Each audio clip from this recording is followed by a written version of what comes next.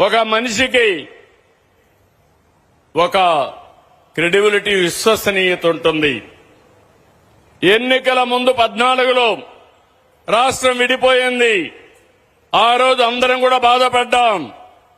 మళ్లీ రాష్ట్రాన్ని అభివృద్ధి చేయాలంటే నేను అసెంబ్లీలో పెడితే అమరావతి రాజధానిగా ఒప్పుకున్న వ్యక్తి సీఎం అవుతానే 3 రాజధానులు అన్నారు, నాటకాలాడారు.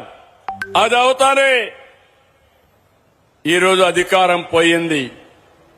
పోయిన తర్వాత గమ్మునుంటారంటే కేంద్రం చట్టం చేసిన తర్వాత మేవిగన్ అన్నారు, నిన్న విజయవాడ అన్నారు, రేపేమంటారో నాకు తెలియదు. మతి స్థిమితం లేని వ్యక్తులతో రాజకీయం చేయడం నా చరిత్రలో ఎప్పుడూ నేను చూడలేదు. నేను చేసేది విశ్వసనీయమైన రాజకీయం.